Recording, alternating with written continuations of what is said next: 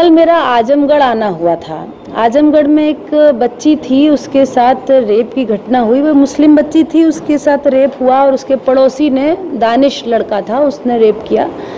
और वो बच्ची, उसकी स्थिति ठीक नहीं थी, तो उस बच्ची को रेफ़र किया गया BHU में। तो इसी नाते आज BHU में उस बच्ची की स्थिति देखने के लिए कि उसका इलाज ठीक चल रहा है, उसको किसी चीज़ की आवश्यकता तो नहीं है, और वो लड़की कब घर जाएगी, इसी विषय में पूरी जानकारी लेने के लिए आज यहाँ आना हुआ। बच्ची से मिलना हुआ ना? हाँ, मिलना हुआ। किस तरह का इलाज चल रहा है? बच्ची का ऑपरेशन हुआ। बच्ची का 1 तारीख को बच्ची यहाँ BHU में आई और उसके बाद दूसरे दिन ही उसका ऑपरेशन किया गया और बच्ची की स्थिति अब पहले से काफ़ी ठीक है। पहले उसके कुछ दर्द था, लेकिन 2-3 दिन से उसके दर्द की स्थिति भी नॉर्मल है।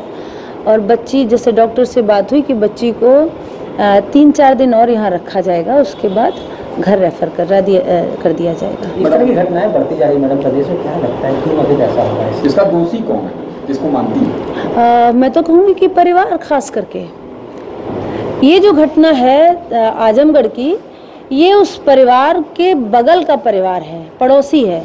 एक बच्चा, एक 21 साल का लड़का एक 9 साल की बेटी को नहलाने के लिए ले जाता है, कहता है कि मैं इसको नहलाने के लिए ले जा रहा हूँ, इसके कपड़े दे दो।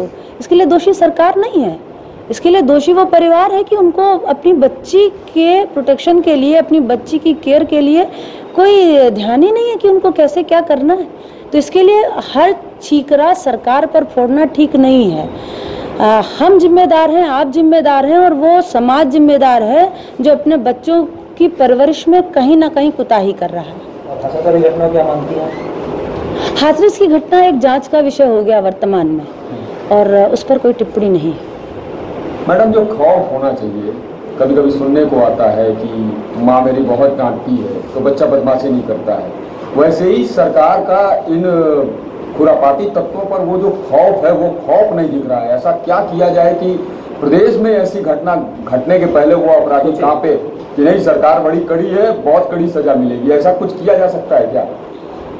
अगर सरकार थोड़ा सा खौफ कर देती है तो आप लोग कहते हो कि लोकतंत्र खतरे में आ गया। पहली चीज नहीं, कोई भी, और सब लोग कहते हैं डिक्टेटरशिप होने लगी, ऐसा लोग कहने लगते हैं कि डिक्टेटरशिप होने लगी। सरकार का खौफ है, तभी हाथरस जैसी घटनाओं पर इतनी बड़ी जांच बैठ गई। सरकार का खौफ है, तभी अधिकारी अगर हल्का सा भी कुछ चूक करते हैं तो निलंबित होते हैं या सस्पेंड होते हैं। ये सरकार का खौफ ही है। घटनाएं तो नहीं रुकी? नहीं, घटनाएं गिनी चुनी है, ये समाज है। हाँ, दुर्भाग्यपूर्ण है कि ऐसी घटनाएं हो रही हैं, ये बहुत अधिक दुर्भाग्यपूर्ण है, लेकिन ये घटनाएं कभी बंद नहीं हुई थी। ये घटनाएं चल रही हैं, इन पर रोक होनी चाहिए। खौफ भी है, इसका मतलब ये नहीं है कि पूरी तरीके से सब कुछ ठीक हो गया, सरकार का खौफ नहीं है तो सब कुछ ठीक हो गया। सरकार का खौफ है, तभी हाथरस जैसी इस घटना पर जो इतना बड़ा षड्यंत्र रचा गया, वो कहीं ना कहीं सामने आएगा कुछ दिनों बाद। सरकार जगी उसके लिए? किसके लिए? हाथरस की घटना के लिए। आप कैसे कह सकते हैं? कहाँ 3 दिन बाद जगी सरकार? हाथरस एक राजनीतिक, मैं राजनीति से नहीं हूँ, मैं एक संवैधानिक संस्था से आई हूँ और हमारी विजिट उस बच्ची को लेकर है।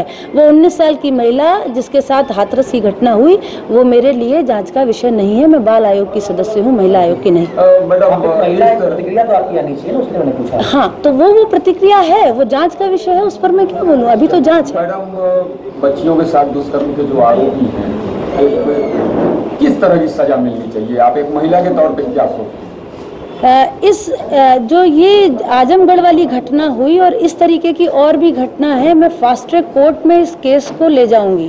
मैं सरकार से, चूंकि मैं एक सजेस्टिव बॉडी हूँ, मैं सरकार को सजेस्ट करूंगी कि इस तरीके केसेस को फास्ट ट्रैक कोर्ट में तुरंत का तुरंत निस्तारित किया जाए और जो मैक्सिमम सजा हो सकती हो वो इनको सजा दी जाए। नो चाइल्ड लेबर कैंपेन थी कि जो बच्चा अगर कहीं पर काम करता पाया जाता है तो उस बच्चे को श्रम विभाग द्वारा, बाल कल्याण पुलिस द्वारा रेस्क्यू किया जाएगा और उसके एजुकेशन का और उसके परिवार को कौशल विकास से जोड़ने का प्रयास होगा। आगामी क्या योजनाएं हैं ऐसे बच्चों को जो जबरदस्ती ढकेल दिए जाते हैं, श्रम कराया जाता है बच्चों से, कुछ रणनीति है? सरकार की बहुत सारी योजनाएं श्रम विभाग के द्वारा चल रही हैं, जिसमें से एक योजना उनकी बाल श्रम विद्या योजना है। इसमें ऐसे जो बच्चे बाल श्रमिक के रूप में पाए जाते हैं, रेस्क्यू के दौरान मिलते हैं, उन बच्चों को जो बालक होगा उसको 1000 रुपये प्रतिमाह और बच्ची को, जो बच्ची होगी उसको 1200 रुपये प्रतिमाह सरकार की ओर से दिया जाएगा।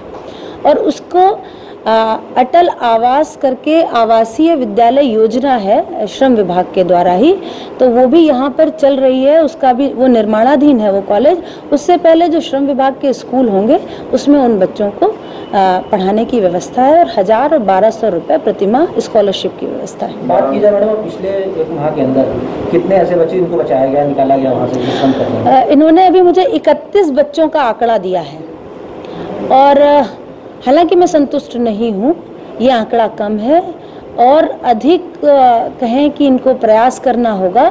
श्रम अधिकारी से बात करने के बाद मैं और इस पर अपने विचार और रख सकती हूँ। पूरे प्रदेश की बात है कि बनारस की बात है? ये पूरे प्रदेश की बात है। क्या चीज़? आंकड़ा केवल बनारस का 31 बच्चे बनारस में रेस्क्यू किए गए, क्योंकि आंकड़ा क्या है? प्रदेश में अभी मेरे पास ऐसा कोई आंकड़ा नहीं है, क्योंकि अभी मेरे आजमगढ़ में विजिट हुई तो उन्होंने बताया कि मेरे पास 37 बच्चे आए थे और आज मेरी यहाँ की विजिट है तो मैं यही आंकड़ा दे पाऊंगी।